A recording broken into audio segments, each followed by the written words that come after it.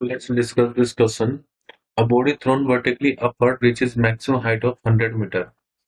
यानी कि किसी ऑब्जेक्ट को हम ऊपर की तरफ फेंक रहे हैं, तो इसकी जो मैक्सिमम हाइट है जो इसने अटेंड करी है वो 100 मीटर है।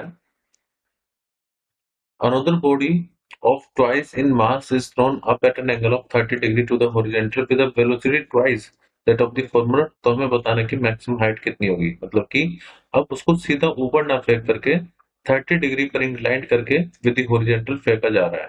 तो लेट ये जो थीटा है ये 30 डिग्री है। तो अब वो उसका जो पाथ होगा वो पैराबोलिक पाथ होगा और हमें बताना है कि उसकी मैक्सिमम हाइट कितनी होगी, एच मैक्स।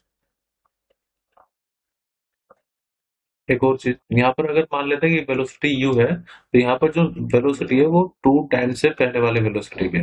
दूसरा जो मास है वो भी अब चेंज कर दिया है, 2 टाइम्स हो गया मास पर।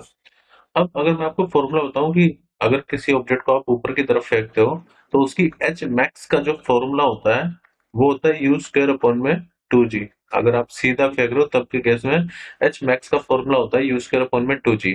और अगर आप उसको प्रोजेक्टाइल मोशन में फेंक रहे हो मतलब थीटा एंगल इंक्लाइन करके, तो एच मैक्सिमम का फॉर्मूला होता है यू स्क्वायर अपॉन में 2g साइन स्क्वायर थीटा। अगर आपको इसका डेरिवेशन देखना है तो इससे पहले वाली वीडियो आप उसको चेक करना, मैंने इसको बताया हुआ है कि फॉर्मूला आता है कैसे। इसका मतलब जो मैक्सिमम हाइट है वो इस पर डिपेंड नहीं करेगी मास कितना है, वो डिपेंड करेगी एंगल कितना है और इनिशियल वेलोसिटी कितनी है। फर्स्ट केस में यूज कर अपॉन 2g की वैल्यू हमारे पास 100 है।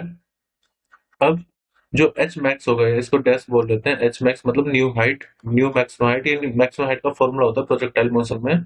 तो यू डैश हम लेंगे मतलब नई वेलोसिटी।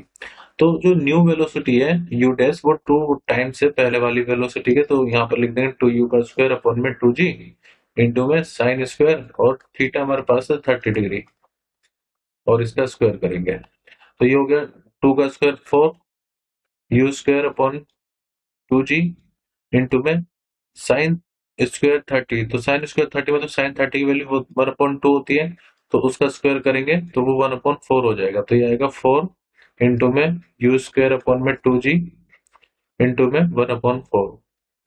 तो 4 से 4 कैंसिल कर दो, तो जो एच मैक्सिमम है मतलब जो न्यू मैक्सिमम हाइट है वो यू स्क्वायर अपॉन 2g के ही इक्वल होगी। इसका मतलब यू स्क्वायर अपॉन 2g की वैल्यू हमें पहले से पता है 100 मीटर है, तो नई हाइट भी 100 मीटर ही होगी। तो इसका करेक्ट आंसर होगा ऑप्शन सी 100 मीटर। इसका डेरिवेशन अगर आपको देखना है तो प्रोजेक्टाइल मोशन की मैंने सॉल्यूशन अपलोड किया हुआ है, उसका डेरिवेशन तो आप वहां से देख सकते हैं कि फॉर्मूला कैसे आता है। मैक्सिमम हाइट पर एक्चुअली जो फाइनल वेलोसिटी है वाई डायरेक्शन वाली वो 0 हो जाती है। और आप ये इक्वेशन ऑफ मोशन यूज कर सकते हैं, u square equal to v square plus 2 as। तो u is the initial velocity, v final velocity 0 हो जाती है और एक्सेलरेशन हम लेते हैं -g। एक्चुअली v 0, इसको मैं दोबारा रीअरेंज करता हूँ। जो फाइनल वेलोसिटी होगी वो u स्क्वायर प्लस 2s के इक्वल होती है।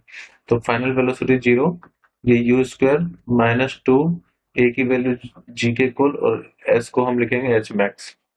तो यहाँ से ये फॉर्मूला आ जाएगा h max equal to u square upon में 2g जो मैंने यहाँ पर यूज किया है।